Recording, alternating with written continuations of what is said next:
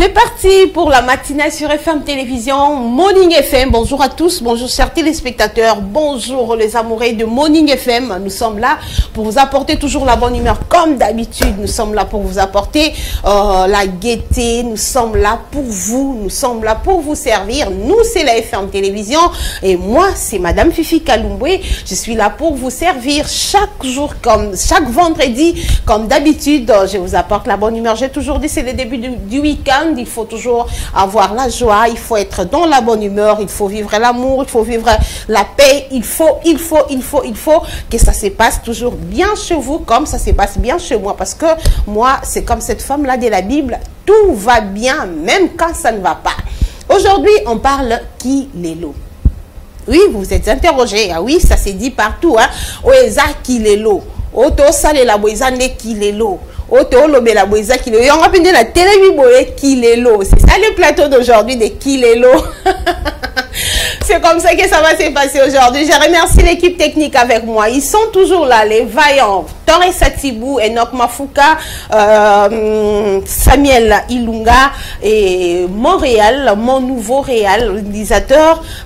Lui, Nabomino Kombone. Donc, c'est Joe Benjamin Makolo qui est aussi avec nous ici. Gelor Mouya également. Merci à mon équipe technique. Kilelo, c'est aujourd'hui, c'est ce qu'on va parler. Qu'est-ce que ça a apporté à la jeunesse? Quelle éducation avec les Kilelo? Je remercie en passant Stéphane depuis là où tu es parce que c'est toi qui as donné ces sujets par rapport à ce que tu vis en tant que jeune. Au lobité, Kilelo on peut dans ton lait qui sinango, to sale la onini et même libisonini. Qu'est-ce que ça nous a apporté avec les Kilelo? Qu'est-ce qu'on fait de bon avec les Kilelo? Madame Britt avait dit l'autre fois, il n'y a rien de nouveau sur le soleil. Mais apparemment,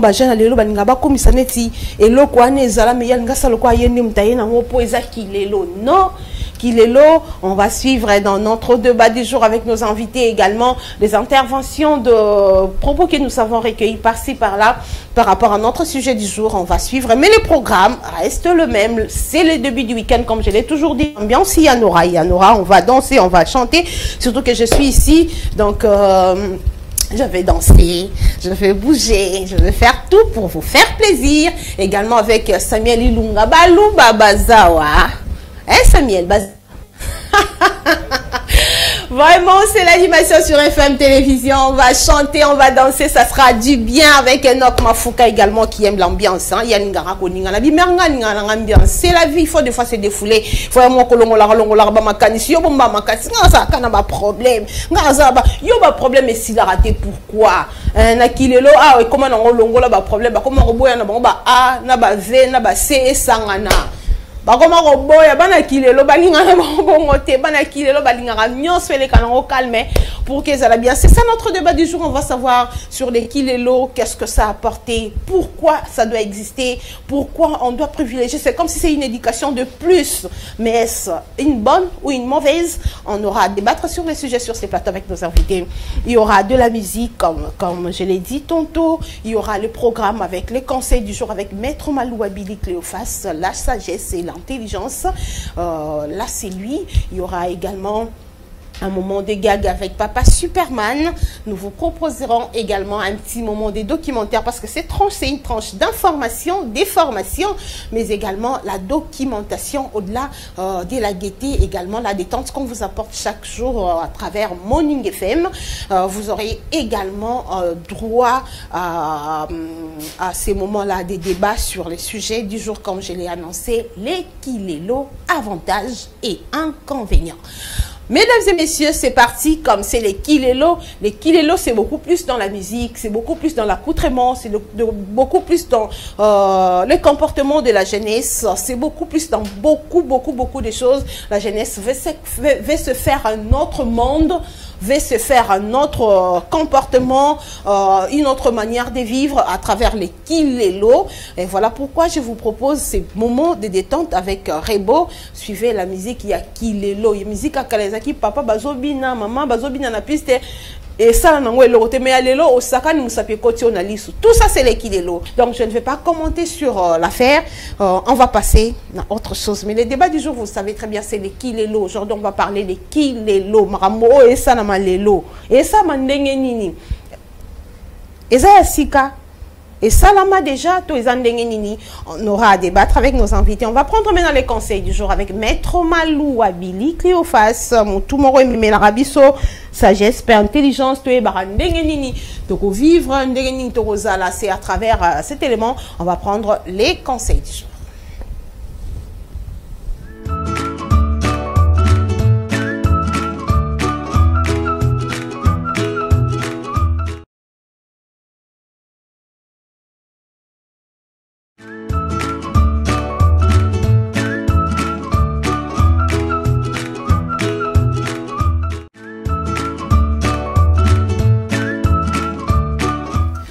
Ah oui, c'est l'heure d'apprendre, c'est l'heure d'avoir une petite connaissance, d'ajouter quelque chose que vous manquez dans vos têtes à travers le conseil du jour.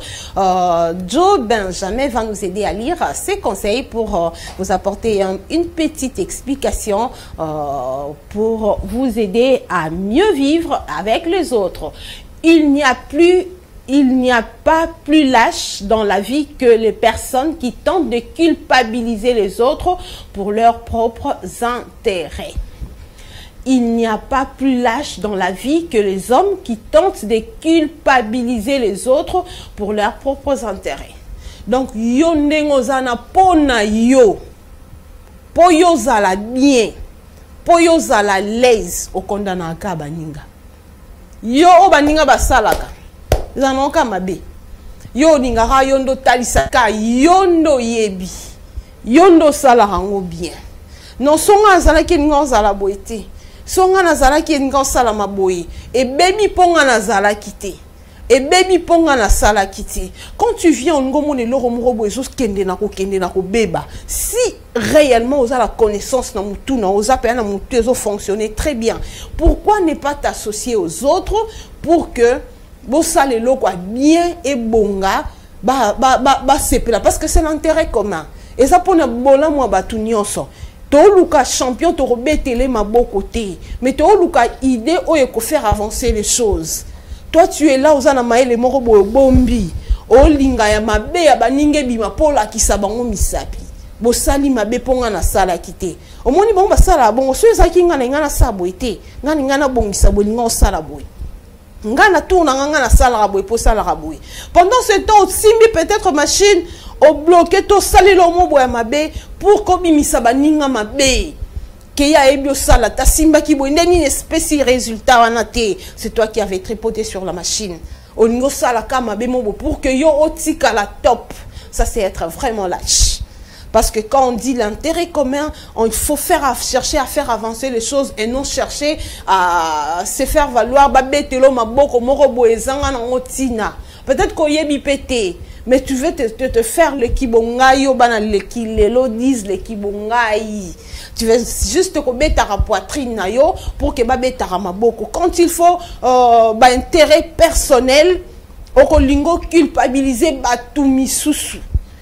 Oloba mabe ya batu misusu yo bimaka malamu yo kaka le meilleur yo kaka ndo yebaka yo kaka nde super yo nde top yo ndo leki batu nyonso. Non, il faut savoir que quand il s'agit de quelque chose où ils ont bien commun, où ils ont besoin d'intérêt à batu nyonso, ça demande à ce que muto a une maturité à apporter connaissance et non à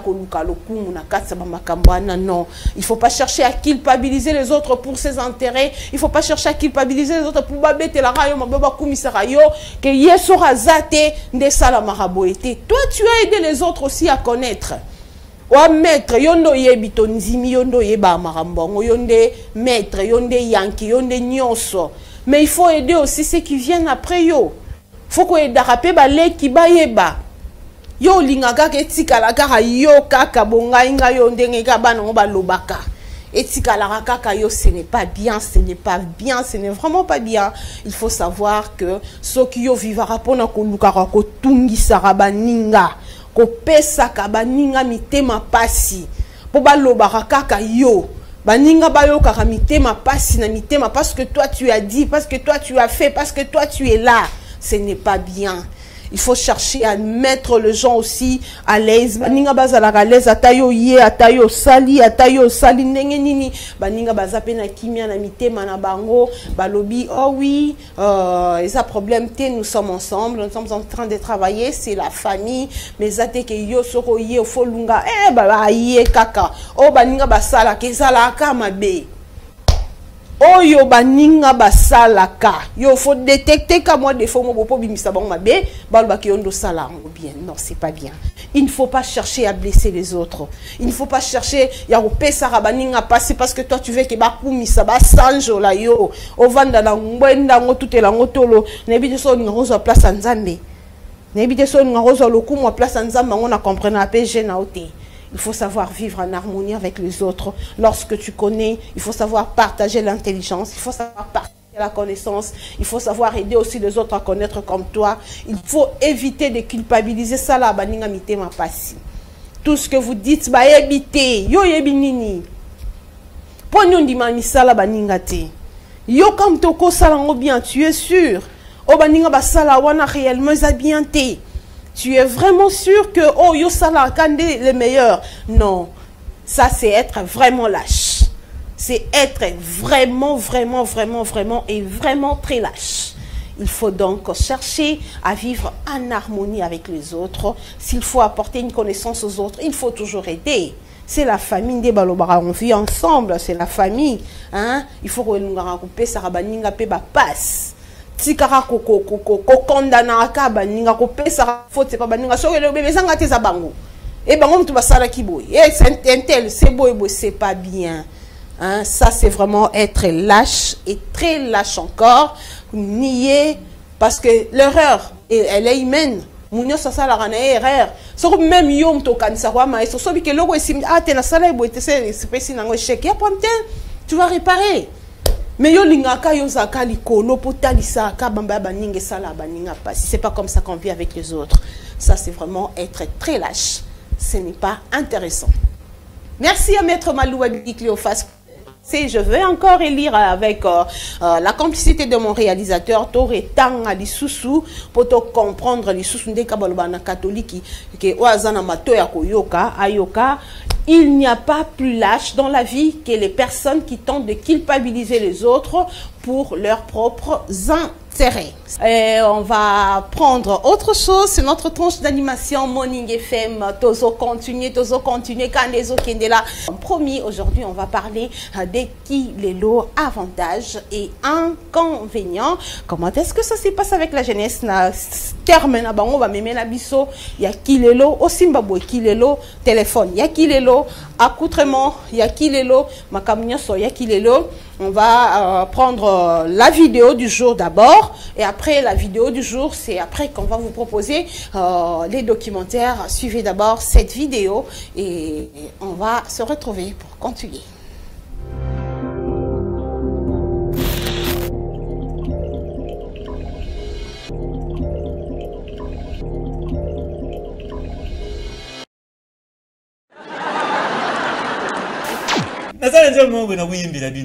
Naimba kapi. Zama murube. Naimba kapi. Fa kongole wana. Naimbi na mpenzi. Hein? Merci mon idole. Hein, isika zo da nangai famena mesobe. Le roi du rire. Hein, babi, le président famena esobe, roi du rire na pesi mbote isike za mon idole. Bino bozo mona nene nazo. Naza mélancolique, hein? Naza tonalité moko mélancolique. Na kamati kimbongira. Na yibina ndambu ya isubi ndambu na kotisi yango na sali oyo nga mélancolique yango bobengi papa Superman Kimbongila ye yaza wana le voix mélancolique comédie le génie de la comédie toza wana oza anniversaire na yo binganga oza na anniversaire na yo ozo fêter binganga oza na mariage o nini binganga na kuya na ko célébrer na ko sexa batu baza wana na ko sepela binganga binganga na kuya Nzamba Mourouba. Merci FM TV. Balise nous on appelle Sylvie Nomboti. Badubi, fa kongole bana na yibi. Fa kongole bana mbungu wana buzuyi. Ngabe na yimba. Sikoyo, ba motango ba yimbi yangu. bayimbi nzembo ya femme congolais bana ngana yimbi la femme congolais ti ngana yimbi la kande biloka kudi ndunda mais bango basu bakomi yango bayimbi yango na femme congolais doyeka ndenge na yimbi la kiao point point point point point point point point tum tum tum tum tum tum tum tum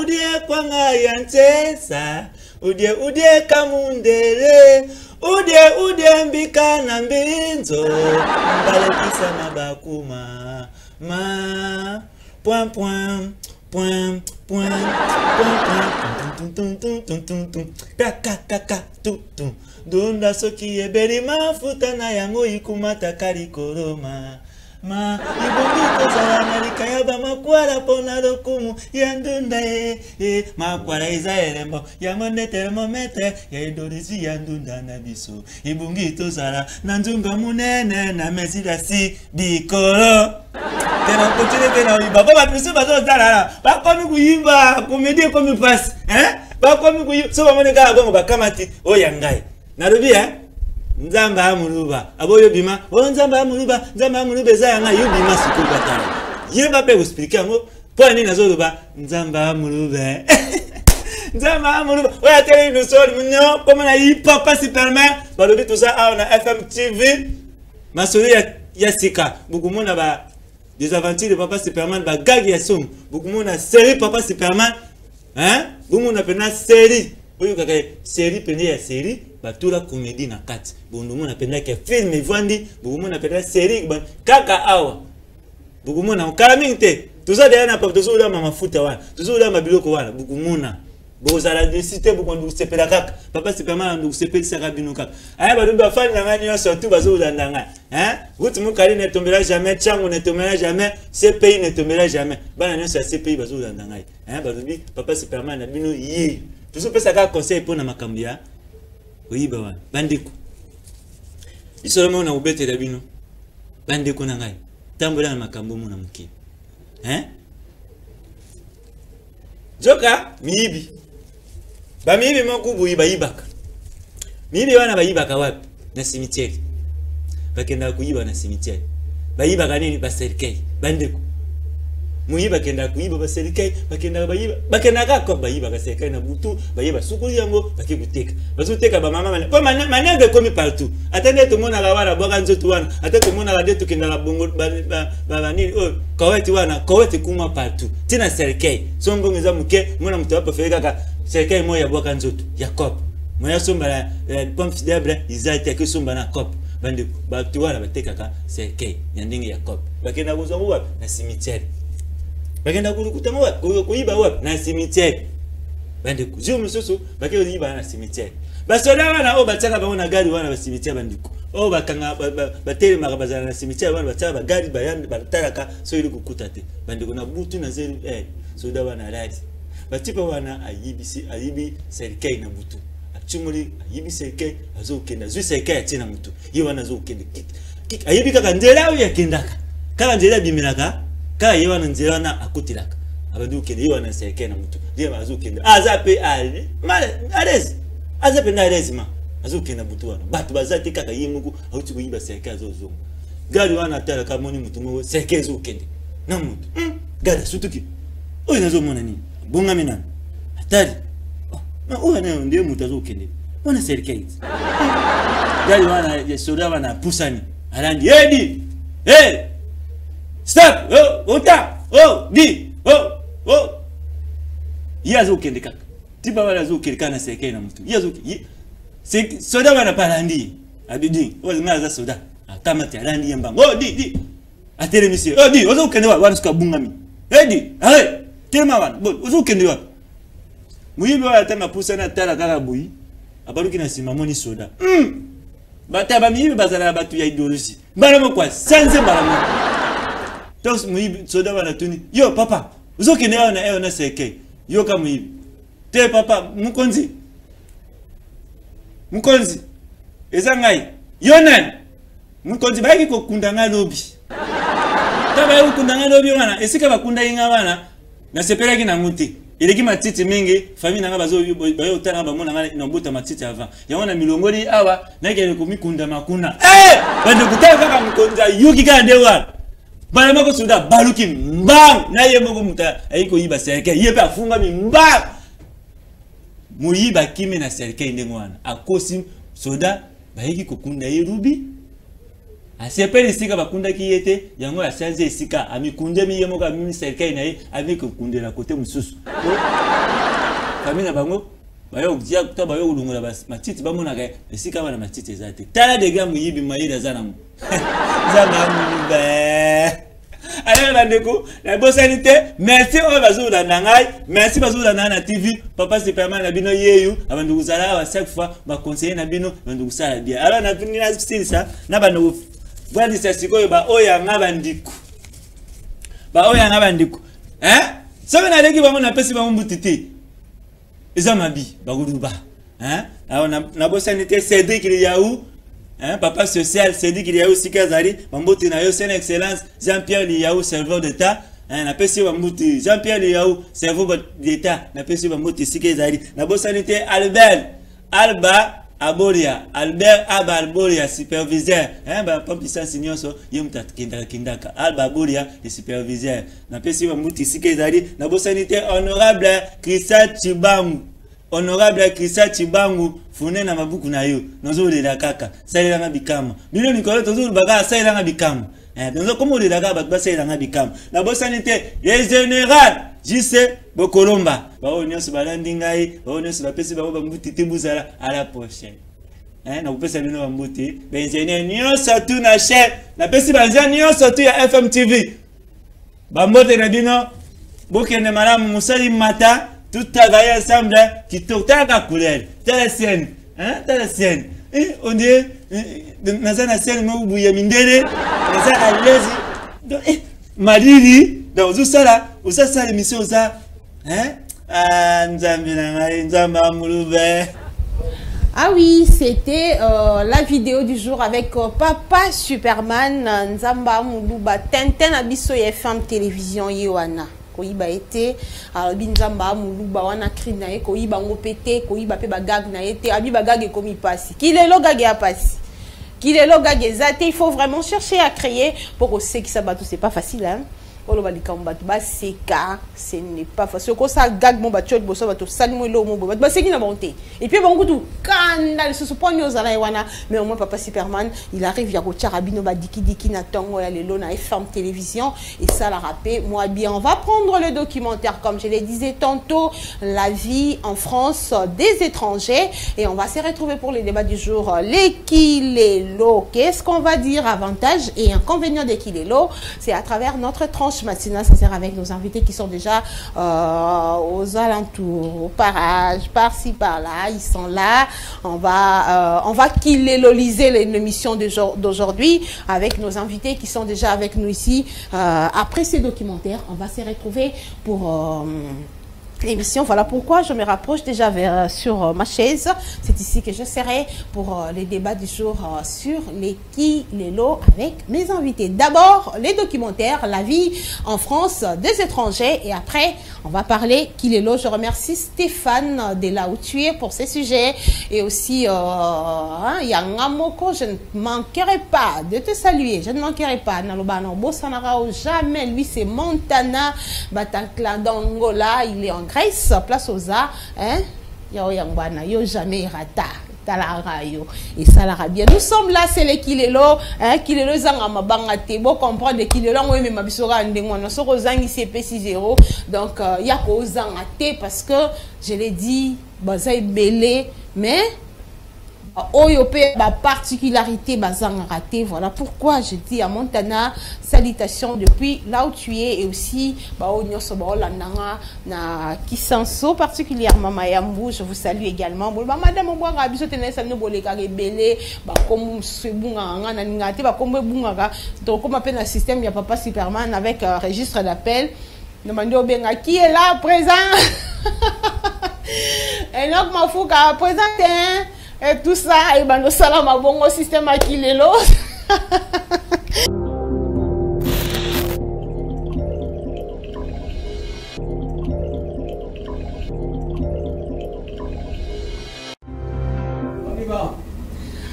oui, vous avez compris comment est-ce que ça se passe en France avec les étrangers. C'est la vie des étrangers en France. C'était là les documentaires du jour.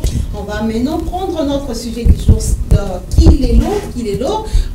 J'ai dit, c'est un sujet venant d'un téléspectateur de la FM, un fidèle téléspectateur de la FM Télévision, un jeune comme tous les jeunes, qui a dit non, il faut bolobé la rapper voilà pourquoi je ne cesse de te remercier. Il s'agit de Stéphane Kakoudji, là où tu es. Je t'ai dit merci par rapport à ton sujet parce que ça va aider la jeunesse à comprendre un peu.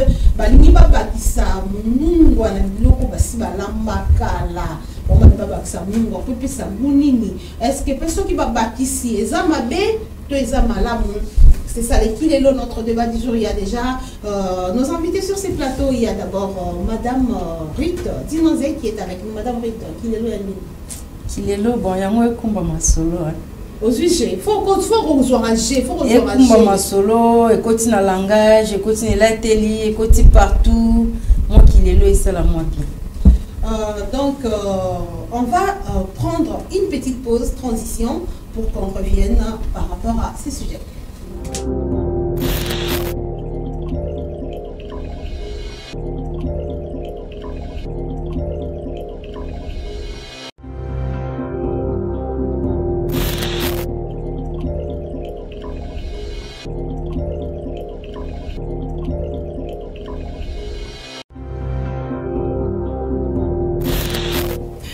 Kilelo et ana mumaramuna faut supporter Kilelo Zara Bongo Kilelo Zara Simba Benda, ce sont les aléas du direct qu'il faut comprendre un peu de problèmes ce qui est Zalanka mon pépé Kandenge Bimamaka. Vous avez suivi les documentaires La vie des étrangers en France. On va maintenant continuer avec le sujet comme je l'ai disais tantôt Totolobela Kilelo. Kilelo, c'est un sujet, je ne cesserai de remercier la personne qui a donné ce sujet. Il s'agit de Stéphane Kakoudji. C'est un téléspectateur, un fidèle téléspectateur de la FM Télévision qui s'est dit mère d'un jeune comme tous les jeunes, mais l'obéla bisonano. Pour qu'il ait l'eau, mon dette, au kumbelango, to me mango ba nenge moro et ça l'a bien, on va aussi suivre son intervention parce qu'il a aussi envoyé sa vidéo. On va aussi suivre par rapport à Kilelo, qu'est-ce qu'il dit. Kilelo, c'est déjà sur ces plateaux avec mes invités. Je vais commencer avec Madame Ruth, Naibitaza, Kilelo, Kikalato, Kikan. Madame Ruth, bonjour. Bonjour Madame Fifi. Ozab, Kilelo? Kilelo ne yango ekumba masolo. Ato boyango. Et là tayo. Donc on doit déjà G. Faut orage. Dès bon mot balobara G. Boba kolo Kilelo, mon alinzaka moko rouge. Mususu vert. Mususu chocolat. Caméra boko idenga wata manzaka monde ezaleli. Wali zanini Kilelo ngo, Kilobi, Kimukolonini. C'est Sarah Kapinga, elle est toujours avec nous ici, pas ça la rabat Kilelo est belé, mais le lot Kilelo n'a pas d'hygiène malgré Ezan a raté, il faut que Ezan. Attends, on a vendu à la télévision Liputa fait Kilelo. Kilelo, hein? Déjà modèle bon mon Zara Kilelo. Ah, ça y a tant à Kalaté. Kilelo. Bino faut mon pépé kota. Oui. Ah, Moulungi. Mon pépé. On l'a dit bien, mais mon pépé. Moi, il faut l'or, moi, vous avez tout. Quand tu vas pépé, là, on va vous montrer le bénéfice. Il y a un salaire. Vraiment. Ça, c'est Sarah Kapinga. De ce côté, Bami Bali. Nganga yankananda zalaki yankene wana mère na Kilelo madame Ruth rappelez-nga na nzembwana arbitre ça nini arbitre beta piololo Zoa dega basar Kilelo le la papa Paul wala arbitre beti piololo match sili ezaka Kilelo hein ya Kilelo grâce à Aimé, force tranquille. Vraiment. Billy Maloua, très fort. Vraiment. Tant on appelle ça le beau à droite, gauche et baraté. Tant on appelle ça gauche, droite et vraiment. Donc, merci à toi, Bissika Ouza Oumela. Donc, Nazala Renard, pour nous flatter, Kourbo, dans une mise à réalité à terrain. Donc, coup de chapeau, mon vieux, mon papa. Donc, Kilelo, Oumela. Vraiment, qu'il est le sali, hein, idéologie qu'il est le terrain. Mais on je veux éviter citer. Terrain donc yindi. Voilà la bande solo on est sur na mabele. Abeti donc carton jaune rouge kuna o ratete. Una ratete. Na email numéro 1 number 1 so asaka na zui. Kuna jeté. Yende motambu si matchité. Vraiment. Est-ce que yo place on a de kuna osaka ni zui ya yo mano. Jaune rouge. Donc ça va aider les gens à oui, très bien. Même aussi chef de l'État, de ceux qui moi mbébeza à huit jaune. À raisonner comment est-ce qu'on a reçu un peuple là. Vraiment. Qu'il est l'eau. Qu'il est l'eau. Vraiment, je remercie. Je veux aider Maître Papa Paul voilà pour remercier Maître Malou Abilik Lofas. Il a toujours dit que lui, c'est un faiseur, non pas d'hommes mais des leaders. Il y a ça la raté, batou bazala basé, pas balandara ina sima, mais il y a ça la rané ba leader. Le loi sali arbitre à Betty Piololo. Donc wana ba charge. Donc d'ici là qui chasse à faut jouer la moto. Vraiment. Moto à volcan donc qui est le zoua. C'est bien écrit, ouais, qu'il est le zoua. Papa, Moulaya Djoul.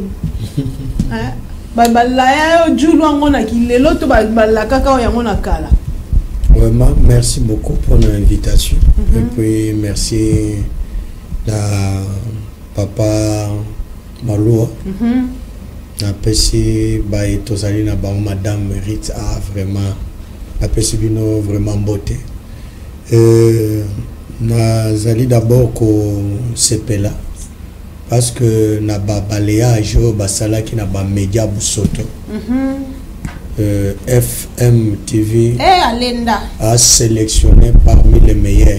Canal 36 en TNT. En réalité ba benganga na émission moko a posa comme nazaki déjà wana na benda nezaite. Il faut sélectionner balongola mususu. Vraiment, tant qu'on m'a dit qu'on a moni qui a mon petit ministre de la communication. En réalité, il faut babalayer belé. Les années ne belé il faut balongola. Mususu etika na mona logo la ba kotisa ki kanyaka batika bango. Tant on a kotaka na kati ya espace lokolo na se sentir que na chaîne. La télévision. Organisation. Installation.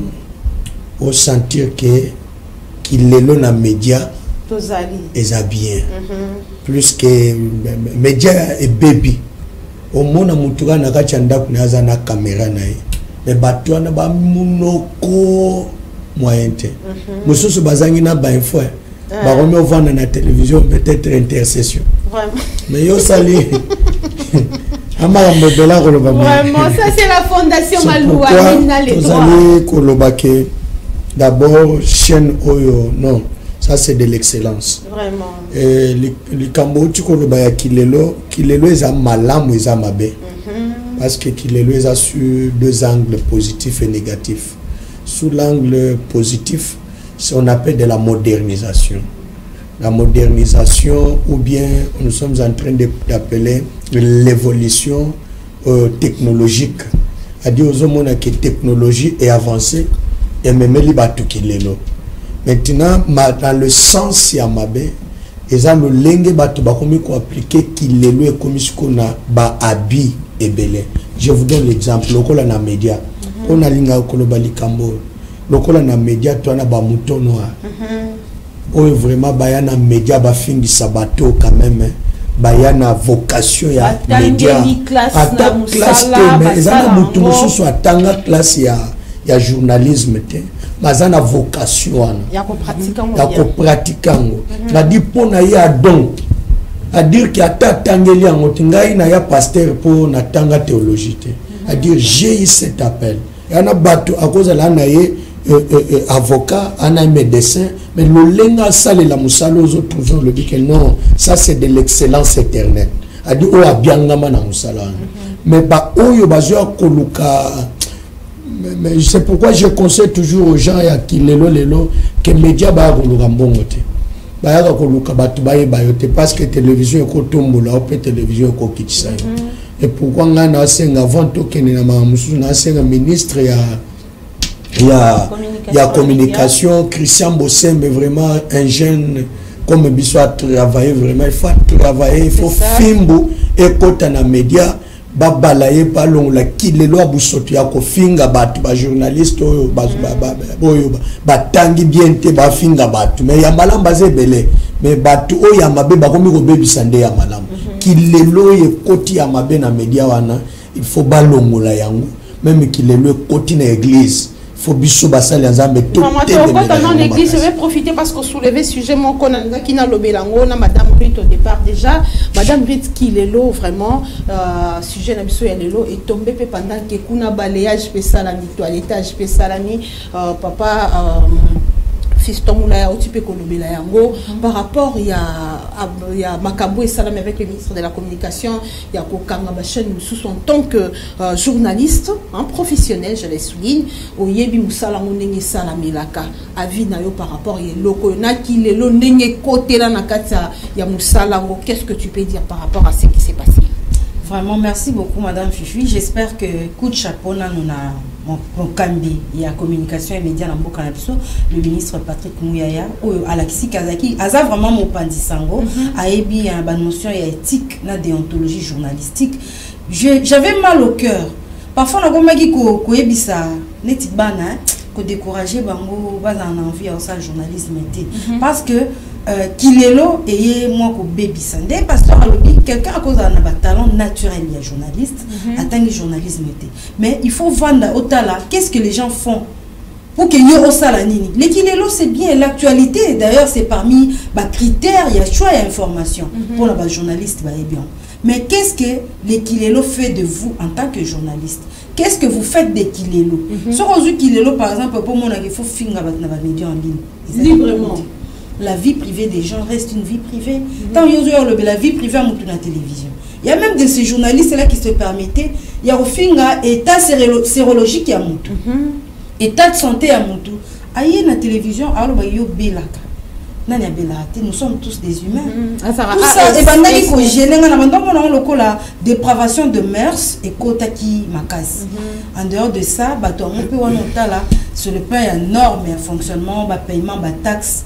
Bazaki correcté parce que bah on déjà au départ balimbisa na choli mutute baza esengeli basonga la norme ba pesi ba motan ba futa ba mbongo na bango sengeli mais bata la pe contenu au bazo livrer na public mais non comprendre ah oui aujourd'hui to comme toza na chaîne à télévision sur TNT to KNDP Neti FM télévision bota la déjà na CA écran bozo mon adresse Facebook Instagram pe YouTube na biso ya mon numéro pas téléphone les ali boko mela biso toza na pour recevoir nyoso boye bisa biso to ko analyser yango justement baninga msusupe esengeli comme l'a dit aussi les pasteurs sièges les alliés et puis reconnu sur la télévision n'était ce qui n'est et kataka comment la notion nyoso ya politesse et quoi éthique et déontologie ça soutient qu'on respecte même ba animateur il y a ba institution tout le monde a battu msusu peko et ça là on passe parfois je me dis mais comment ce monsieur a goko le président de la République n'attend comment a goko bien président de la République le quoi attends moi la classe na bino za na moi ba égard exactement on a nzela lelo batala tout na sous heure mais na batango il est comme moi mka tout na mkolo heure na nzela mais mkolo msopota les oba mo tout l'état heure na nzela yo so batiko na président de la République peut-être au tout l'état heure te na montre mais on leki na radio mo na télévision mo boye ozo bengi le roi atale ki mo na place na bi comment ça pour tout on se permet de dire tout ça na biso ba journaliste na bato to leki saka esengeli ratissage au bassin réglementation en tout cas biso nyo soto c'est corrigé ba o ba kena ngambo ba kangi ba zonga la norme biso pe ba tutozali ba féliciter biso to continuer ko ça le meilleur de nous-mêmes pour que vraiment nous ça la télévision parce que ezali parmi ba biloko o ezoko bebisa mboka to ko bongisa mboka surtout pour na ba jeune o bazolanda na télévision mutunya soso moni alati boye amona ki on na télévision. Donc, le Seigneur a surtout vraiment, qu'est-ce que tu fait ça offrir au public vraiment, Sarah Kapinga aussi à la lignée étudiante à l'UPEN, en journalisme également. Des bisous qui sont au côté de facile, tout le modèle, Chantal Kadimbo. Et puis, quand tu parles d'un modèle, on est déjà irréprochable. Mais le côté, vous avez du mal à sélectionner deux fois les modèles. Est-ce que la presse, c'est aussi Sabino Kandeng et Zara, Nathan, on a vu ça yakala? Bon, merci maman Fifi. Penzate, son loba, excusez. Pensate parce que ngana nous idole na ngana mamba journalisme mingi ezayo ce qui na bango ezayo pesanga déjà mon inspiration là et puis na RTNC zaki maman Chantal Kanimbo son na bosanité mais les lots surtout na YouTube non non mais gana ngamoko mais etalsinga mambo ebetinga libako et ça qui tout côté et ça qui tout côté et ça c'est plus ça surtout que ça journaliste mais on a on dit bino so bazwa bino rande a tout ça marambo bien mais bon on a le quoi bino so bosa ka mambo mabe kaka donc ya mabe comme belé et zui et fini à malam donc et ça surtout qui tout côté so pesa li so penza pour ça wana ti mais teme si to côté to le kabiso beto za ka ba vrai donc c'est ça. D'où il faut chercher aussi à Koponaka. C'est là même la Bible le dit, jamais devant vous le bien et le mal. Donc faites tout pour choisir le bien. Comme l'a dit maman Rite, les contenus, ma chaîne, mais soko continue ça faut le ça là et l'autre il y a bien. FM télévision. Ah oui, les autres comme non, on a le arbitre. Déjà la 22h les lots bas à brancher parce que bon là arbitre na piololo et ça nulle part ailleurs quand la FM télévision maman Fifi. Bon, nulle part nous sommes sur Canal, il faut le baron la faire parce que tous bazar au bunga mikolo.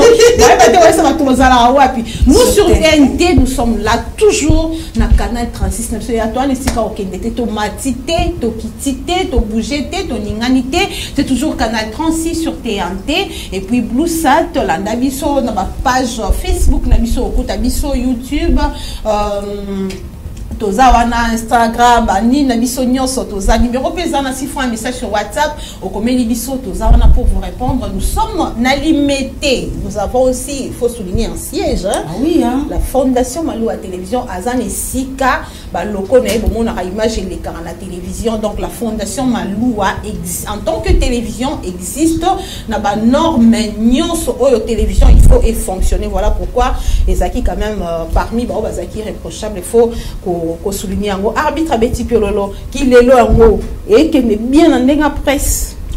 En tout cas premièrement là nous na remercier nos ministres il y a information la média et tout à saluer le coup ils a très bien et baby parce que idole chaque mot tout temps azobima na média il faut azala na idole na yangeza jouer à kikere visakle babasu c'est matige le yende mutabanda masolo yende mutu a pesanga ba inspiration mais lelo et baby na makambo ebele et baby par rapport à langage attitude même aussi habillement et ça penza ngote na katia média donc il faut ba meke un peu ko revoir makambo ngo celui to kotika la tana 6 to 10 chaînes na mboko kozala ko tout bien donc to boy na biso na FM TV baya ko cha balibate trop de belé pe babuzoba donc to zalaka ndenge to zaka wana donc ngade na hôtel mais là-bas on appelle ça jaune à rouge et pas il peut arbitre donc awa boya na binote et belé c'est bakani kani bis awa bato yambate donc c'est un peu ça donc to meke un peu ko changer to za ba parents aller au zala na ba métier mais ba parents lobi l'homme de Dieu ezé loko mutu so botamina et ana mususu apprendre na classe. Alors, tant qu'on apprendre on met un peu qu'on exploiter très bien pour payer sa vie parce que tout ça paye sa vie, tout ça paye sa paye loi. Pour qu'on le bélo comme on et bomi moka, on le bélo comme on moka paye bongi. Donc photos à un peu la moins notion là il y a qui le mais ils à la civiliser, ils à la léger, léger dans le sens que tant aux hommes meka koloba. Bah tu vas comprendre mais à la tête qu'il y a buana penza la carte sabuzo ba ketan aux na média aux cité na ba tu ba vie privée non lobela mutu na ndenge moko boya musala mais vie privée voilà objectif dans l'essentiel ouais mais vie privée sur au côté na kangisio pour mutu logo ngo côté na vie privée nanga article 300 combien au sambo donc ça fait ouais faut la kangisa yo donc avant on a ba rouge na ba jaune mais la kangisio la prison à la mission du avant bête on va maintenant continuer avec notre sujet à passer un petit moment de détente. Gelor Mouya, qui est là, babi toi veille à week-end, il faut moi qu'il est là qu'on n'ingana.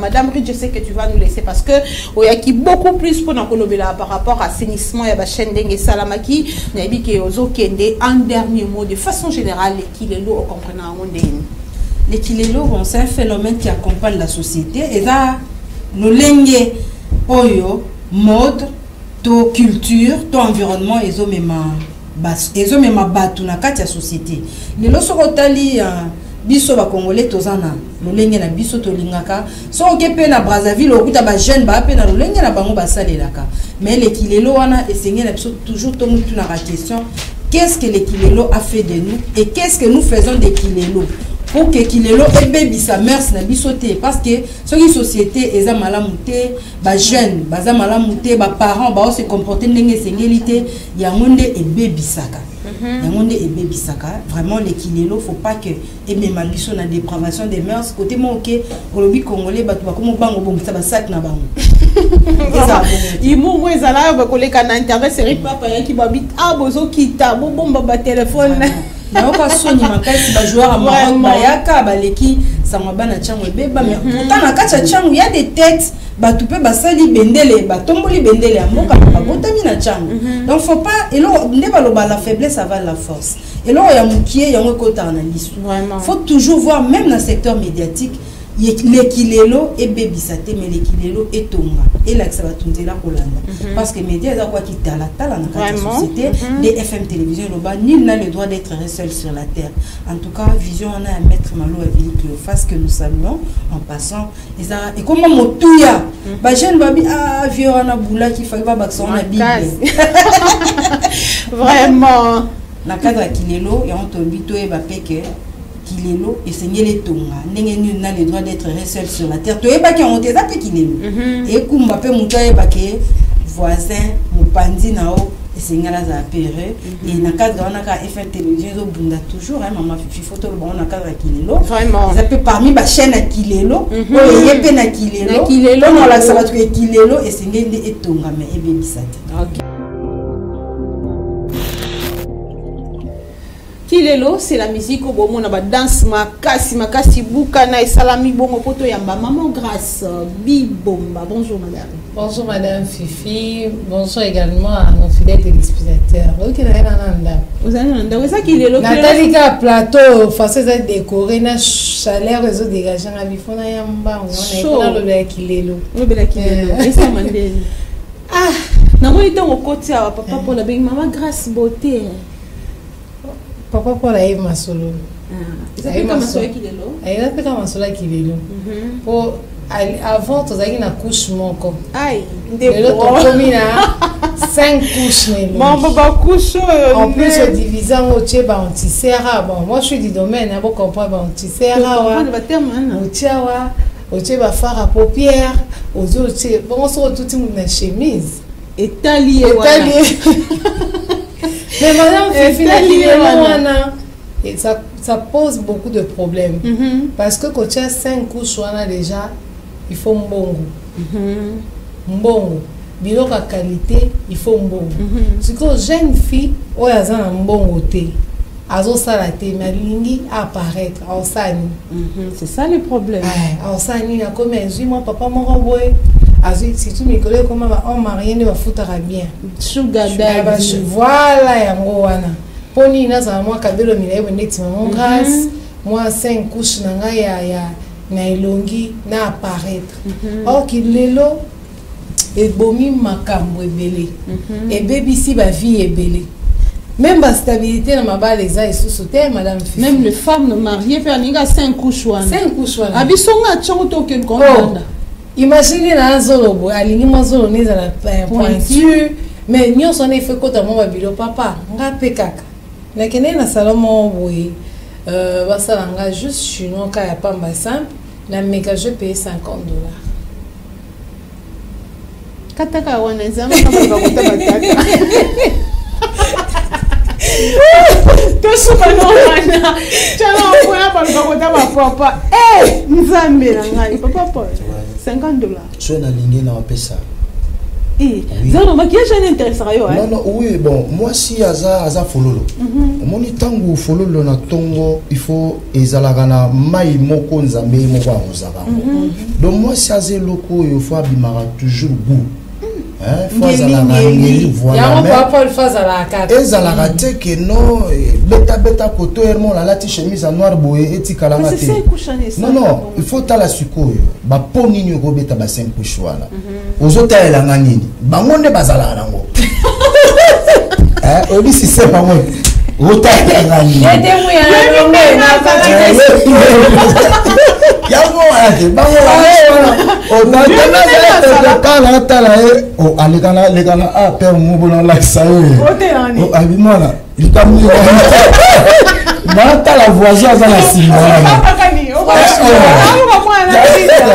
bango nde bayaka transise na 5 couche donc bachese bafo comprendre bakilelo te bango donc il faut obiya bango babenga yango kilelo bango babenga yango soki na magasin bakoma yango cafouillage. Oui, c'est ça. Cafouillage. Donc, bon, couleur vert à changer pour soi. N'a pas mon repère là la tenga. Mais dans mais la nana. Asili la nana. Abi collègue la sous contre donc son père ça papa fiston moulaya Djoulou. $50 les autres maka pour les pour qu'il fait maquillage. J'aimerais que le baboye c'est un sujet très important dont nous devons traiter ça avec beaucoup d'importance pour nous aider génération, surtout la jeunesse. Jeunesse, vous savez, médias, pourquoi je dois parler en médias. Bon, ça la paye à transformation. Vous devez informer et transformer. Et former également. Former, donc informer, former et transformer. Voilà. C'est important. Monde à l'élo et à qui l'élo. Parce que le maquillage n'est pas tout simplement kilelo. C'est kilelo lorsque mon toit complet salamon andenge mabe. Non, parce que l'élo il faut yeba, hein. C'est pourquoi. Et longi moko kutane na ngona tongo. Wana na isoko. Non, mais moi déjà yeba pourquoi on a évoqué maquillage. Et longi moko kutane na ngona tongo au monyango. Na 17h yomoko bandotuna, ça c'est une autre personne toyé. C'est pourquoi Madame Grace vient de dire qu'elle est un peu spécialisée dans ce domaine de maquillage. Bissot a trop mingité informé sur ça, mais tout développer qu'il est l'opé na ba information peut tous en qu'il est le baby t'allez là telia et à la banane mi ba. Oui, toi quand on a contre moi, tous on a ces problèmes là qui se posent, il y a maquillage. Voilà. Ça t'intéresse aussi de voir une femme maquillée?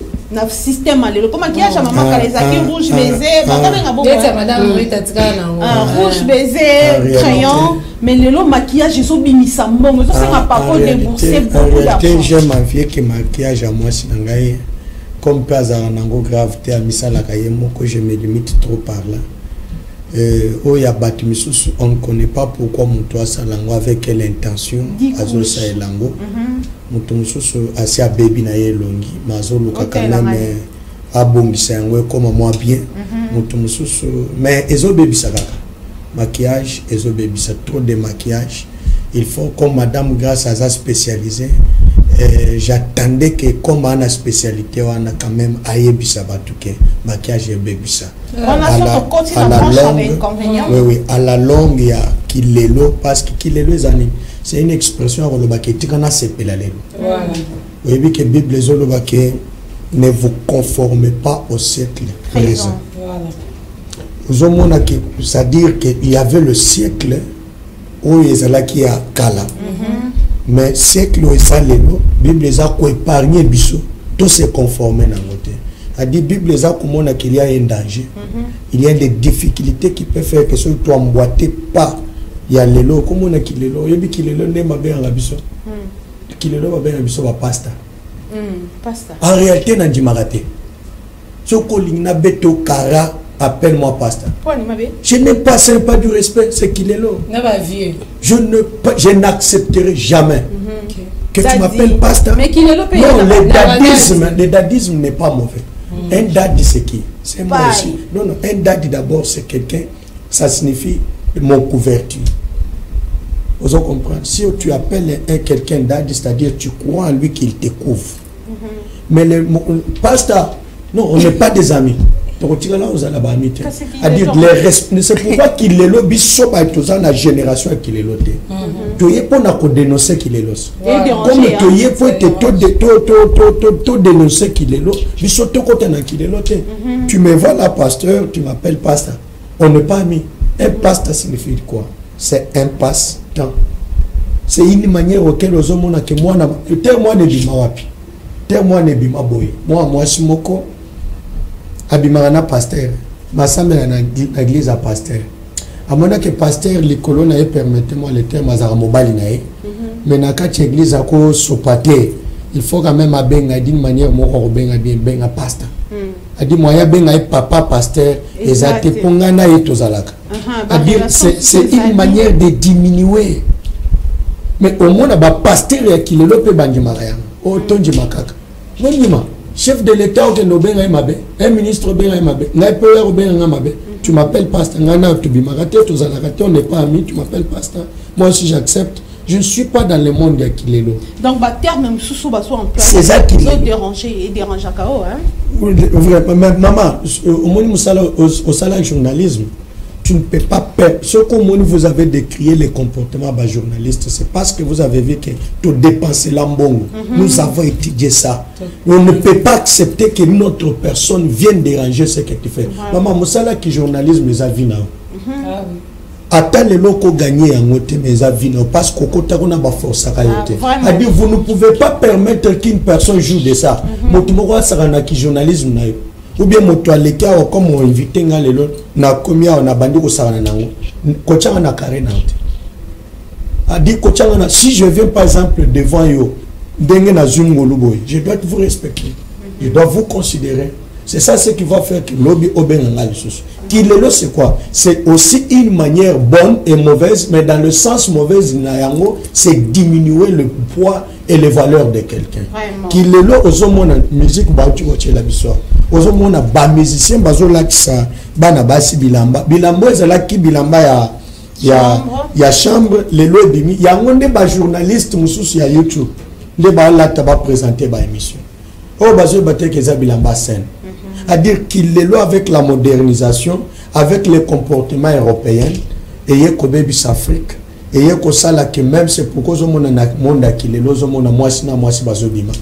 Mobile bazo salini. Vraiment c'est ça ba bloc to évoquer ba point belé to évoquer. Tout ça on a un problème où maman grâce pas ou te relever le maquillage Sarah Kapinga, la jeunesse maman grâce à Pessina et Sika Boluke la rapport na rejoue la maquillage Joana pour se faire belle en une seule journée $50 ezobima.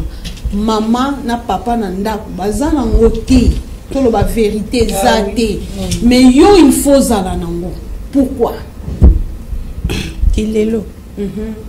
Aligné pas apparaître à Zala. À Zala Zala. Bon, Zala Zala. Dans la petite pena bois kama, bois kama kabelo. Mais yo ebatenga azu kabelo. C'est ça aussi. Sala kana lukaka. Yo sala eloti.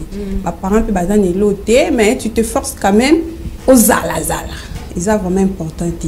Et puis tant au côté na ça. Et ça salon tout temps au temps na musique au temps na trousse au lobby. Au niveau ah waso na koti awa bayo kanga na téléphone ma papa donc na kota te komoni donc faut ko sala loko eza ya niveau na yo to tika pe ki lelo ngo sala moni za no ka simple na bato bazan ki lelo yango te na bato bazan ki lelo biso soto vivre. C'est quoi ce maquillage là exagéré comme l'a dit maman Grâce le look 7 8 couches déformé ne longi ya yo et ya boy baté yoto yote importance na vos amis et puis ne ba bonga hein. Au bungi. On dit que tu es le mabé. Tant que tu es première couche. Yo mo déjà monique hein. Deuxième à mati. Tina 5 T. Mbali na obosa na so afinga ke na tongo na pour le je t'aime. A obonga. Ne ba conséquences ezali il faut ko éviter ba couche belé ya ba fodité. Vraiment, on va continuer avec notre sujet après cet élément que nous avons recueilli sur la TSP, comment les avis du public, on a recueilli sur les kilelo. Qu'est-ce que les gens comprennent de ces termes kilelo? Qu'est-ce que ça a apporté comme avantage et inconvénient? Ensuite, on se retrouve après.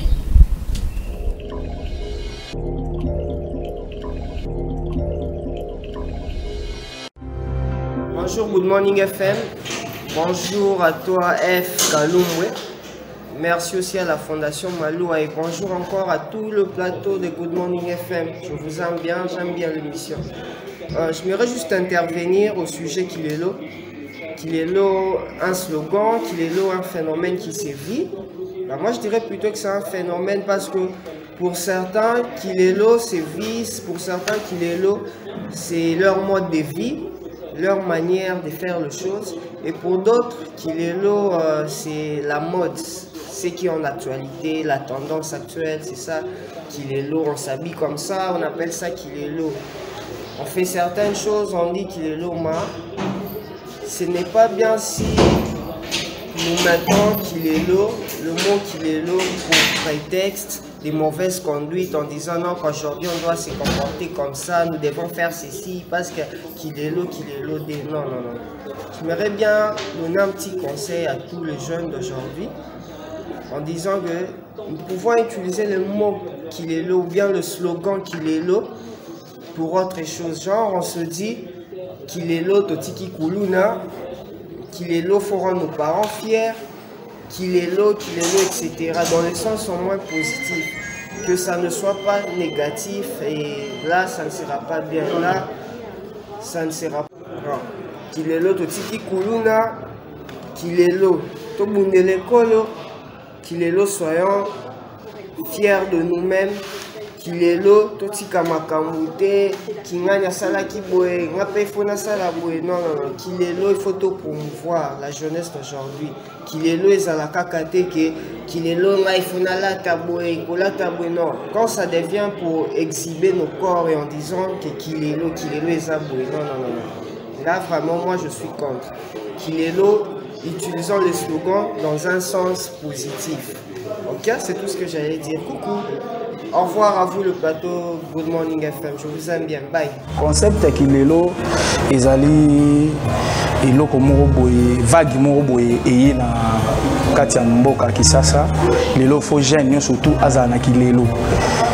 Kilelo eza concept moko boye il faut un jeune azala branché du point de vue là ya s'habiller na ye, il faut ozala olataka bien, ozala à la mode.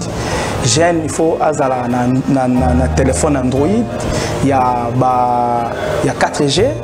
Jeune, il faut azala jeune moko boye oyo azana ba vitesse ya mbongo oyo akotaka ville apanza baso ya masanga mais concept Kilelo e ko bebisa mboka na biso lelo oyo tomoni ba jeune ebele bazo se laisser faire na buzo ba pour que a gagner les fils qu'un petit rien mususu pona kolata akomi na showbiz mususu pona kolata kaka asala kindumba pe kindumba ngo ba transformer na Kilelo il faut aluka mama moko boye mbikudi azana kimbanteke apesi mai asokola ngo poke azwa kaka ba papa wana mikolo na bazana mbo Kilelo ezana ba sens ebele lelo o ba jeune aussi sa classe na cadre Kilelo oké côté mo boye ozui cop mais ba webi soke Kilelo il faut ozala branché oyo azana esprit d'irté a se laisser faire na ba pratique wana akokota pona azalaka na Kilelo ezana ba concept ebele Kilelo de l'autre monde na ba adolescent ba komi na ba téléphone Android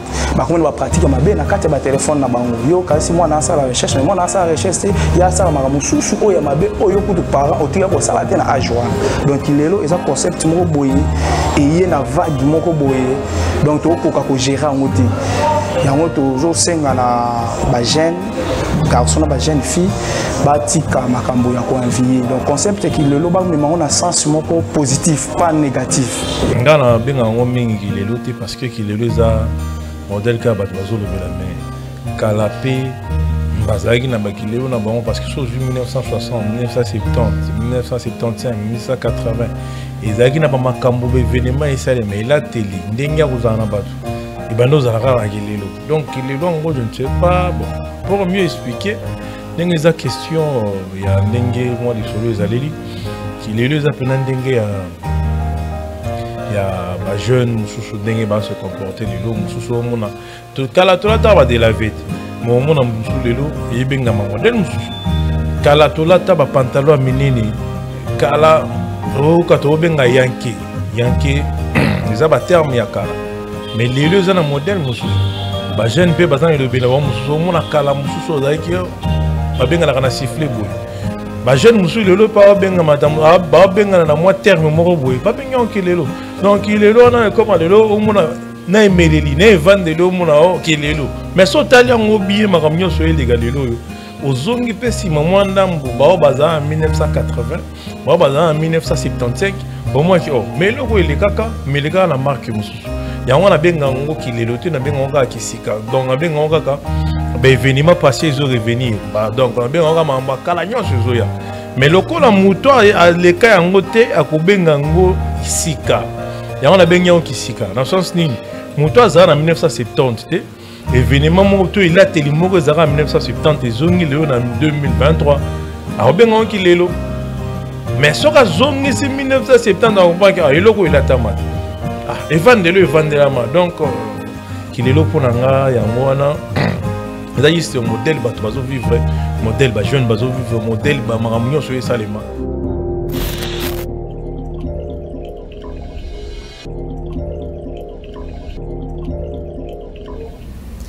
Kilelo, vous avez suivi les interventions des gens. Je commence par mon ami personnel Stéphane Kakoudji. Merci pour les sujets, merci pour l'idée parce qu'un jeune qui a réfléchi à ce que Toté a baninga nae ba jeune et pesi c'est après avoir constaté que t'es totambo ma beto qui est bien teto salamarambu bien il s'est dit non maman fifi foté abisso fozongi sabiso nanzela à travers Morning FM. Merci, on te dit aussi coucou là où tu es, Stéphane Kakoudji, merci pour les sujets. On va continuer avec ces sujets la semaine prochaine parce qu'on a survolé. Il fallait d'abord prendre les avis des gens et aussi comprendre le terme. On va maintenant énumérer dans tous les domaines de la vie comment les kilelo a ravagé le domaine nyonso. Kilelo lelo na l'église, kilelo lelo na prophétie, kilelo lelo na Tchelima Bonza, kilelo lelo na mamaramu nyonso, kilelo na accoutrement chez la jeune fille, chez le jeune garçon.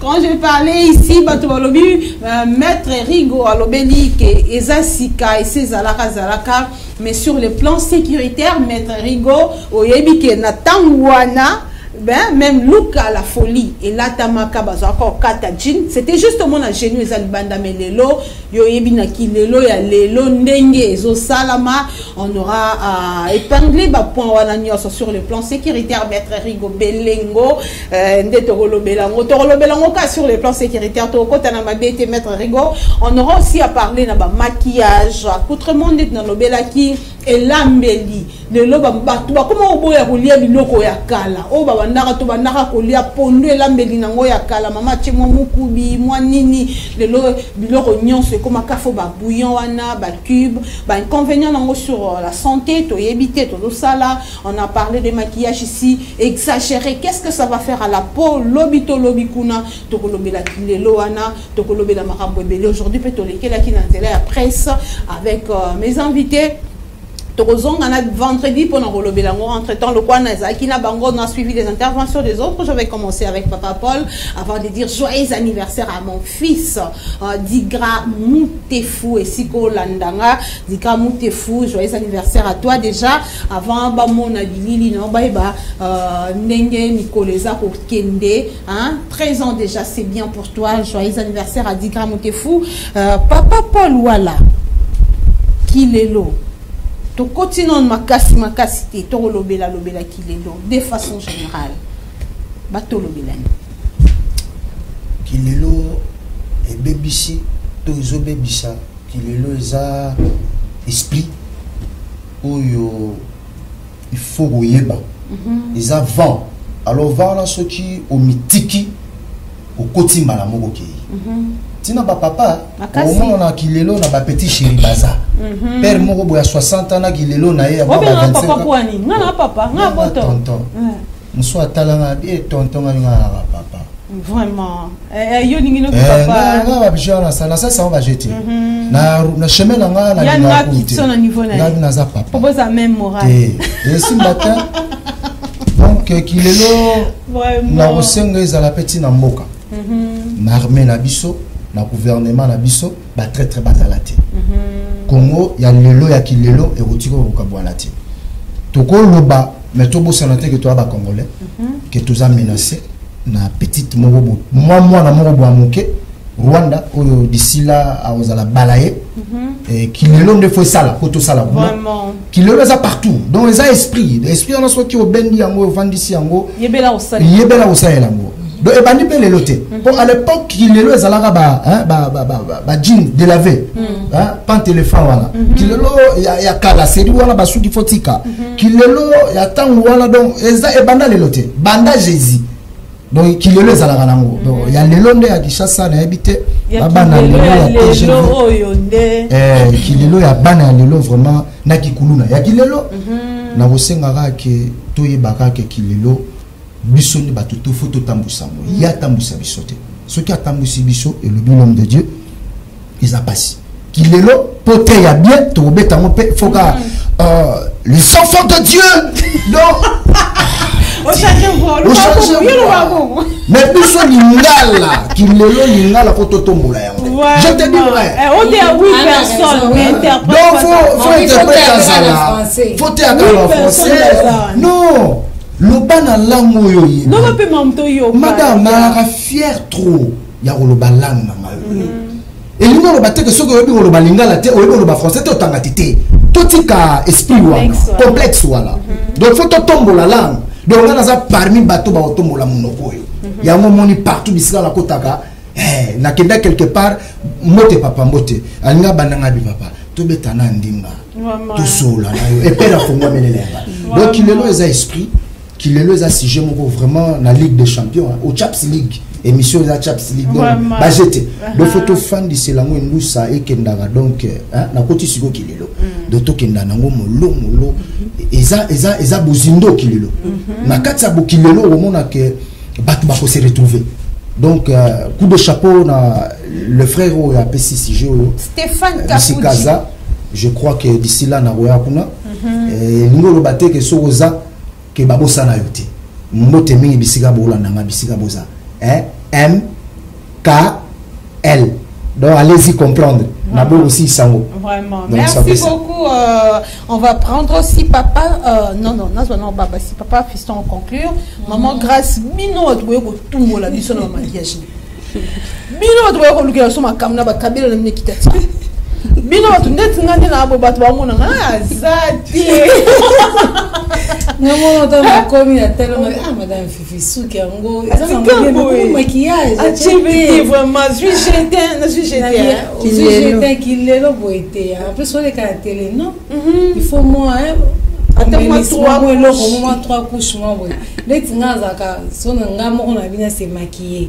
la salle le quoi carnaval le maquillage carnaval so on a bimi non la sisi to kutene fo kima on dokito nan après dans nos ozonga bobia non ça va qu'il est là et ça bien so ko sale la ngo bien et ça mabe so ko sale ngo mabe mais tu donnes qu'il est là ba jeune fille alati mutolo libanda wana sale mabe mobala zui akitisi pantalon na C vraiment mabe mais maquiller so ko futu no bon on a bien maman grâce à maquiller mabe te so moyen na hotel o se pesi no kami so bat après so bimino soupe kitoko vraiment mais ce qu'on peut faire ko yibate po o sala wa apparaître so makabelo po o sala ndé ce qui non tu peux économiser hein moi j'ai toujours conseillé aux jeunes filles mais chaque jour de dépenser maman grâce non pas chaque jour parce que conséquences ils ont moi dit nga mon l'équipe ou na salle maquillage té bah tu peux voir bon ça non hein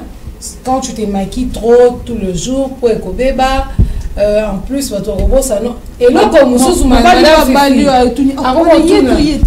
madame Fifi oyebi ke nena se maquiller à bon so na à 3 jours le jour je me maquille pas non moi na bien mais pour lutter contre ça au long la complexe wana au sali de fois le faut tu ne fais pas parce que ils ont sous temps qu'il est là et même paraissent na bana base make-up au cours de 3 heures du temps les ceux qui n'ont pas maintenant ça la coiffure ngamoko non ça je peux faire 4 heures du temps parce qu'on a 4 heures du temps c'est ça on va savoir ma cam sousou pour avancer donc il est là et ça là-bas bah nuance est belle ya mabena ya malamu voilà merci beaucoup maman Sarah Kapinga hein kilelo bino nde bakolo nango te yaya baloba boye te etikanga pardon wana asei na mino akala kilelo biso boye te fo kobwaka mobwaki mino mwa plante boye obongisi mwa elamba avant loba osali mwa nde basalaka kaka ya nde na opesa no merci na couturière na ngai ya kilelo binzale tabi nayebisaki tongelanga kilelo me ya kimama tongela ya bagene te parce que naza kuna te kilelo ezodépendre na moto ndenge ozwila makambo yango binango papa kombo ekimi papa Paul alobi eza état d'esprit ndenge ozomonela makambo binga mpe na osala kilelo mais salango kitoko c'est ça salango ozala vrai ya kilelo ozala faux te mpo soki na kifo faux zalaka vrai ça makambo bien là tano kitoko mais kosemaki a nyonso elobi nango madame Grâce bato bakobungo na oya ju mosusu papa la bunginga oyo yo te parce que ozo changer déjà pasteur abunginga abina zo yebo lisusu dans lunette bon tango kosele 10 ngakenda mabe koto so na senti que moi 3 il faut na basa 4 au monganga aye basote benga mama Sarati Isaac le commis danger biloko yango esaka bien esaka mpe mabe mpo aire moko ozala yo aire moko obungisi bato il faut aire moko ozalaka bongo donc lelo eza yango bien mais esala yango mpe bien. Donc il faut qu'un esprit des fans comme l'a dit Papa Paul. Tous ceux qui pas pasta, daddy, paille, pasteur, c'est tout simplement ça. Paille, il est le comme paille, daddy. Moi, j'aime qu'on m'appelle pasteur. Je suis très fier de ça. Daddy. Non, dadisme. Non, dadisme. C'est un peu qu'il le lisait également. Non, c'est ça qu'il le lisait. C'est ça qu'il le lisait. Daddy, c'est une couverture spirituelle. Moi, j'aime que nous avons yakala. Yo monte que le inangeza yakala. Qu'est-ce que faut soit jeter Non non. Mais ça dépend de l'intention mutazo bengelo pasta. Bon bah tout ça bengi pasta. Non, c'est les enfants de Dieu. C'est l'ignorance. C'est pourquoi aujourd'hui on va vous dire que appeler un homme de Dieu pasta, c'est l'ignorance. C'est la Bible qui dit ça. Non, papa, ceux qui t'ont le but de Bible là, vraiment, je suis un prédicateur de la Bible. Oui, comme à Ochikoloba, na eloko mususu. Papa n'est pas exemple un mécanicien. Olamukina tongo bien mécanicien. Grand mécano. Mécano. Papa n'a le bani wa impoli. A dit au banana papa. À dire appelle. D'abord, tu ne peux pas même appeler papa, mais lorsque tu m'appelles pasteur, tu m'as honoré. Un Kassaïen qui se respecte comme je suis. Si tu m'appelles Mwambi, mon prophète, Mwambi Mata. C'est pourquoi j'ai.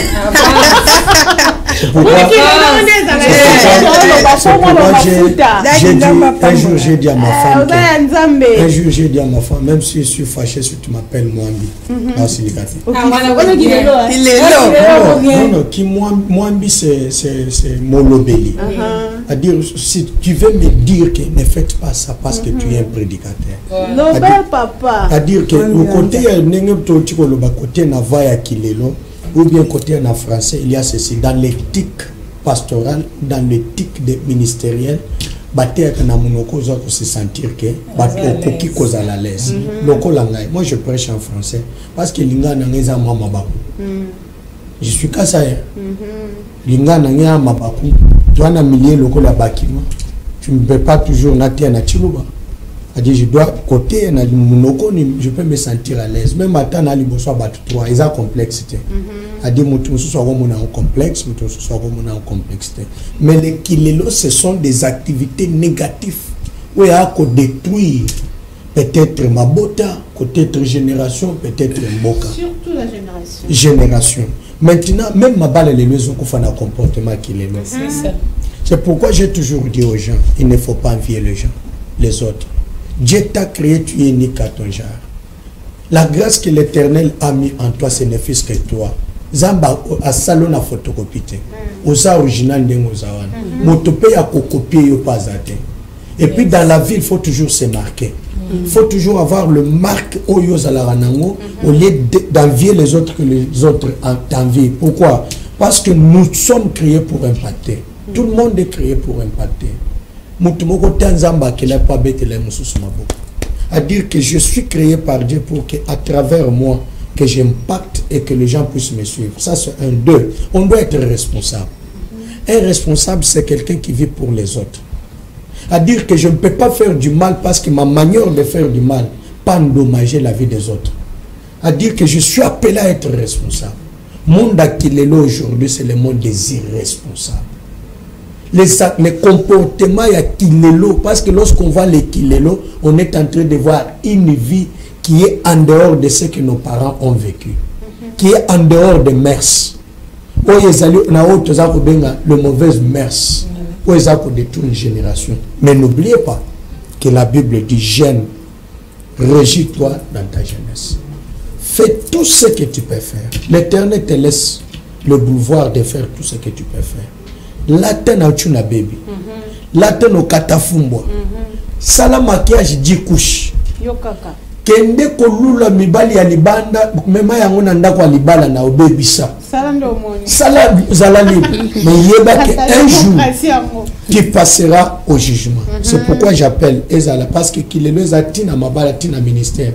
Le nom ministère, osomona que un homme de Dieu passe devant na pantalon moko akangadi et simizo automobile. Nous soyons pour nini. Je vais aller pour conclure. Le nom osomona une jeune fille qui chante les bosso à Batou. Atiki Kabelouane Pazani. Le lot qui le leza. Omona journaliste présentateur et à émission. Atie moko jumelle fouti. Eza jumelle les ana noir. Na chapeau au tiers. Tu ne respectes pas d'abord Batu Oyozali parce que c'est l'éthique journalistique ngana tangaka natangaka nangai parce que tant aux yeux à mamutu tant on est tous aboy il faut Batu bazotala oyami mutu yomoko tchenani maman je n'ai pas dit vous vous êtes invité vous êtes invité c'est pourquoi toujours le Batu qui le lo vraiment c'est pourquoi tant na kotana na bakiete Kilelo lelo et bebisi makambo Kilelo lelo ndekulu ekoti lelo na Kilelo lelo bana batanga kalisusu te Kilelo lelo moi ça respectera lisusu mobilité Kilelo lelo mobali a respectera lisusu moi cité Kilelo lelo église comme boutique ya bato Kilelo lelo armée za infiltré Kilelo lelo Kagama zo senga to pesa et moi par exemple. Ya stick à la besoin. Tozali koloba na lokola jeune jeunesse totelema. Toi na mboka mususu te. Na lobaka mama fifi pona kosilisa. Yana biloko na ko changer la vie na ngate. Na ko reniaka te un jour que na ko regrettaka te un jour kolobaki point nzamba kilanga moluba. Na ko regrettaka te. Ata nzamba kolinga bandela mokila zero. Na kolinga kana za kamoluba. Ça c'est un deux. Na ko sepela kate ko changer la nationalité ko boya ko za la congolais. Soit troisième chose. Na ko boya kate un jour na vi na ngai ko le bakenal sous africain. Na ko sepela kana no ko anate. Biloko misatwana. Ya suko ezaro babe en commerce. Na ko boya kate babe na pasteur. Je suis très content de ça. Et pourquoi tout ça ko benga ba jeune ko benga vraiment société to éviter biloko ezako détruire lobby na biso parce que mabota bazako zela biso mboka ezana posa na biso eza mokolo mususu assise par là na okaki mutu moko azalaki pe journaliste akoma soki honorable mutu avani na plateau azo yebiso mutu mboka mutu alia fufu batumi fufu bazoli ambwa c'est-à-dire aux autres le monique au tata wana Kilelo parce que la manière auquel mutu honorable à Zoloba vraiment le mboko Kilelo on Kilelo côté na assemblée. On aura à parler, merci beaucoup papa Fiston Moulaya. Kilelo, c'est vrai, sali bien et tout ici, babi, et ça comme abété, ça peine à boire l'amour, et ça peine à ici quand on peut me maramala, mais Kilelo beaucoup plus et meni mabé qu'on aura épinglé l'émission d'Abissoya vendredi prochain sur les Kilelo, on va parler total ça va domaine nyonso et si kanini Kilelo et ko baksa mungu alekisi esika nini kilelo ayeko bakisa mai ya bebisi soupu esika nini kilelo amemi malamu te. On va en parler au cours de notre émission de vendredi prochain. Merci à vous chers téléspectateurs. Et ça tambo tete. Bon peut ça attendre moko kilelo on peut senga mabanga. On est ka yo boga ngate. Moi Superman ya baka kitala liste mulai. Aïe na les registres à la peine kilelo senga mabanga na bandi na mabanga ma 3 personnes batu ya liboso c'est mutu ya liboso c'est moi si na ngai. Mwana na ngai. Dodo na benga ngai dodo. Moi bana. Yangwana. Ya mibale église Mobimba. Oh lelo comme communauté cité de rédemption. Ya misat a na nexangwa tade.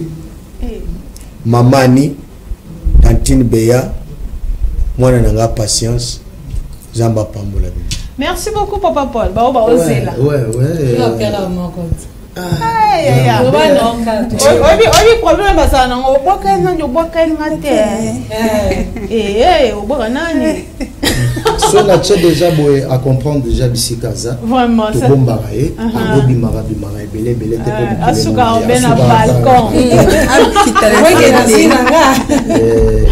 Yami baleza papa bimisagaye papa.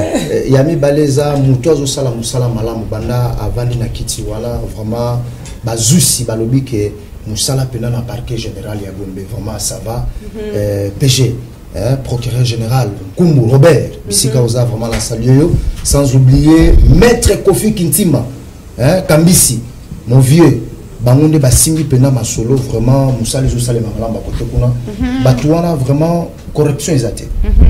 Donc vraiment bon boulot vieux Bisika oza sans oublier force traquée maître Billy Maloua et wana kiti voit le roi vient na mopao maître Billy Maloua force tranquille.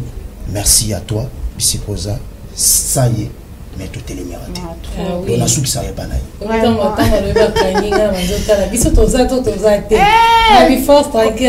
Canal 36 kaka, et ça est raté. Sarah Kapinga, moi 2-3 personnes et ça vont bien.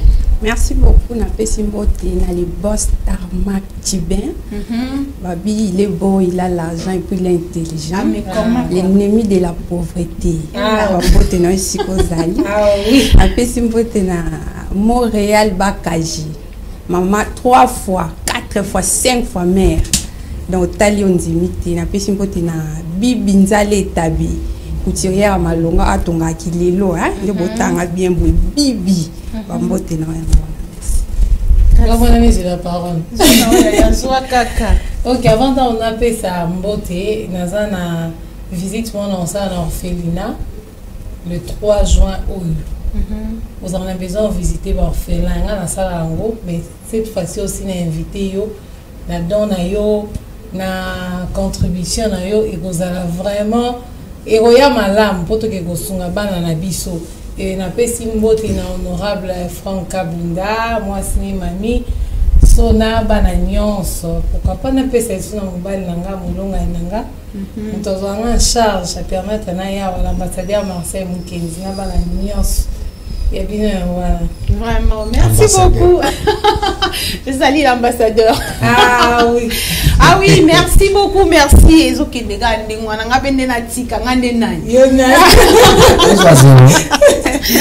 Merci beaucoup, c'est la fin de l'émission. Je remercie toute l'équipe technique na bandi na bao ya makasi wana bazanga te bayaka tongo madame Sito Bongisi plateau Enoch Mafuka, les grands danseurs également Torres Satiboul, la surprise du jour Yende Mutu à surprendre nga les lo danse ya Rosaranate et puis Yemoko Ratarate, lui il est là chaque vendredi avec moi, c'est Samuel Ilunga. Est-ce que Balouba Bazawa Balouba Bazala kaka surtout soyo yé bazanga ate vraiment.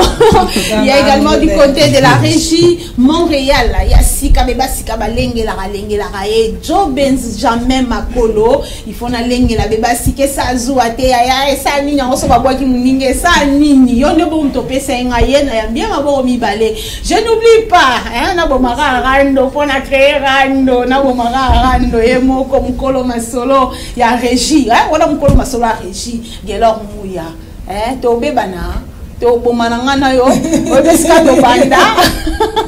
Merci beaucoup également à vous, chers téléspectateurs, au Bolandi Biso, je n'oublie pas, joyeux anniversaire à mon fils, na Bossana Kité, na Roko, Bossana jamais, Digra Moutefou, l'aîné de la famille, le fils de ma grande sœur propre.